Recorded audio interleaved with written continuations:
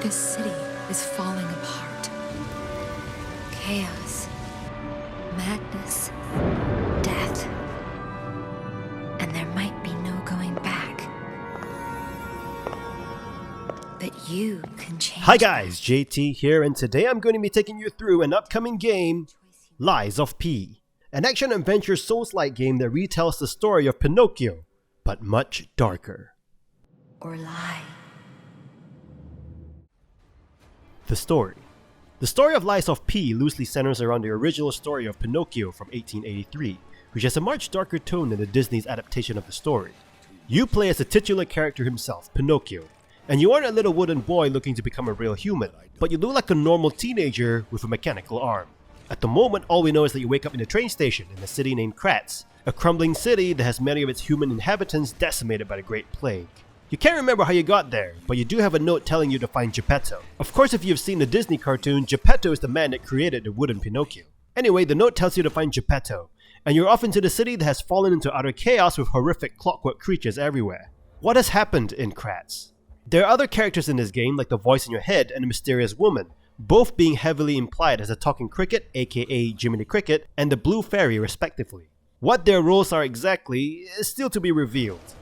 In addition, you know that whale at the very end of Pinocchio? Well, that whale has been replaced by a shark. As to how all of that plays out, nobody knows at this stage. The story will have multiple endings depending on the lie mechanic introduced in this game. Depending on who you lie to in your dialogue choices, it will not only restore your humanity bit by bit, but also change the course of the story and enemies that you will face in your adventure, which is not very common in Souls-like games. Don't give up. Presentation. This game looks beautiful but grey, with some great set pieces that really look like an Italian city during the 19th century. You feel like a small entity in the middle of a great city, one void of humanity and warmth, but one filled with mechanized puppets waiting to destroy you. The enemies in this game all look like mechanized clockwork puppets, and a lot of them are humanoids. They look almost human, but what gives them away are their joints attached to their bodies like puppets. There are even mechanized dogs in this game for you to fight against. The bosses in this game are pretty epic, with most of them being much bigger than you, like way bigger than you. The bosses have that rustic look to them with creaks in their movement and an imposing size, and all equipped with murderous weapons ready to crush your mechanized puppet body. They definitely look intimidating for their sheer size in comparison to you. Pinocchio himself is designed elegantly, and no matter how difficult the situation is, he always has his coat on, always looking gentlemanly in the fight. In addition, his arsenal has a unique look to them, with the different Legion arms to the various weapons that you can collect throughout the game. They look polished like Pinocchio himself, as opposed to the rustic and run-down world around him. However, from what we can see so far, the voice acting of the NPCs are very subpar. Actually, they're pretty bad. They sound very monotone in the demo and devoid of life, as if somebody was just asked to read a script with no emotion. Hopefully this gets fixed with the full release. Oh, my poor little baby. Is this your first time in the petrification quarantine district? Here only await for their death. The people from the family took my baby away from me and said that the baby was to escape to the city hall. Please find my baby at the city hall. Oh, kind person. Thank you so much. My lovely Elena. The gameplay. The gameplay is very reminiscent to Dark Souls 3 and Bloodborne. You have your stamina bar, an abilities bar that depletes whenever you perform a special move, checkpoints known as stargazers where you can upgrade your gear and teleport to another stargazer, and the methodical combat that is popular in Souls-like games where fighting is a bit like a dance.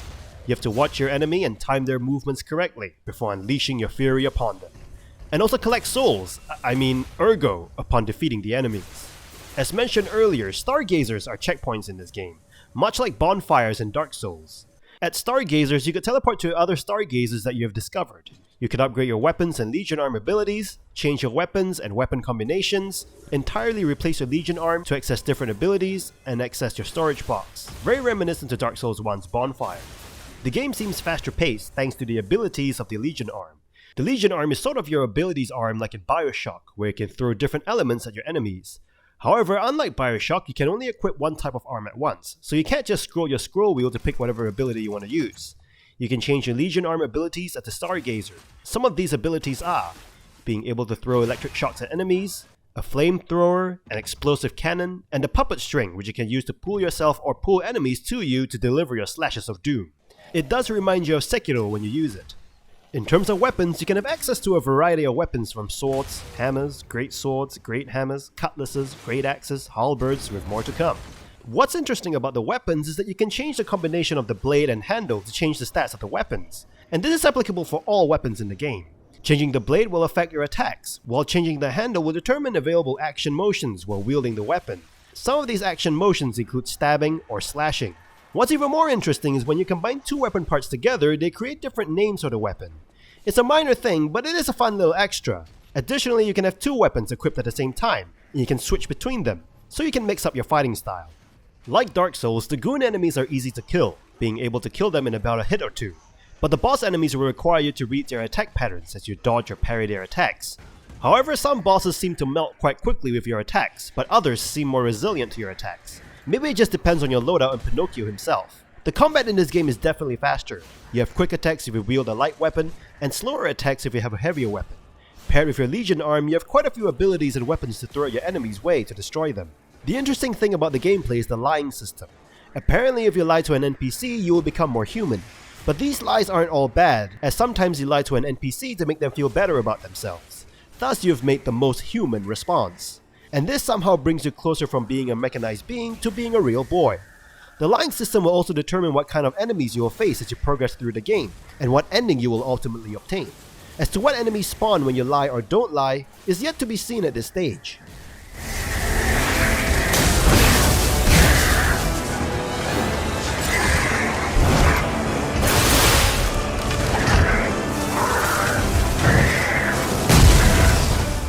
First impressions. The story really intrigues me. This isn't an alternate history, but it's an alternate tale with a very real looking world, and I love alternate takes on stories. There is so much mystery and things that we do not know at the moment. Like I wonder what Geppetto is all about. All I can remember of Geppetto was being a loving father who would do anything he could to protect Pinocchio, his son which he created. I wonder what spin will Geppetto get in Lies of P? And what about the other characters like Jiminy Cricket and the Blue Fairy? How will their stories play out? I also wonder what will the different endings be like. The world of Lies of P looks amazing. It really fits the Souls-like formula, where you feel a persistent dread, but at the same time does make you want to explore your surroundings to improve your combat abilities and experience, to avoid being hacked up by your enemies. Don't get me wrong, I love video games with bright colors and a very lively world, but the Souls-like games with their world of dread really fits the mood of dread, where you may potentially perish in the next corner. I look forward to exploring every nook and cranny of this world and discovering its secrets. Even better if there is special loot to be found while exploring, like in Dark Souls 3, where special weapons can be found if you explore the world. In terms of the combat, I like the faster paced combat of Lies of P. People say that it is like Bloodborne, which I haven't played because I do not have a PlayStation. But I've played Dark Souls 3, so if it's anything like Dark Souls 3, I am on board. Even if it's faster paced combat, I like that you have to time your attacks and dodges, especially if the boss fights. There is some rhythm to them, and you have to get it right. What I really hope is that they do not emphasize too much on parrying, like in Sekiro, because I'm a filthy casual and I can't parry for shit. The different weapon combination system looks interesting too. I'm looking forward to experimenting with different weapon combos just to see what they do. The Legion arm does put more mechanics into the mix, and it does look fun to use.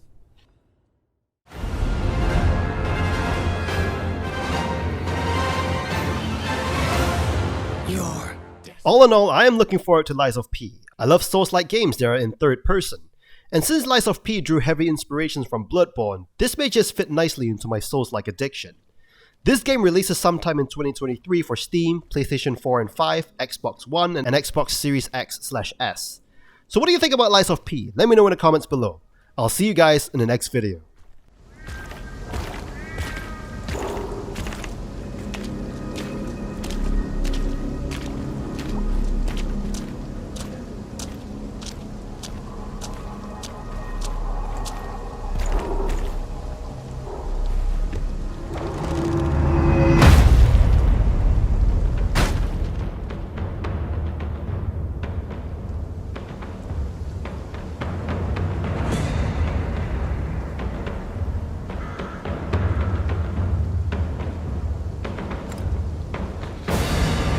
In the box, liar.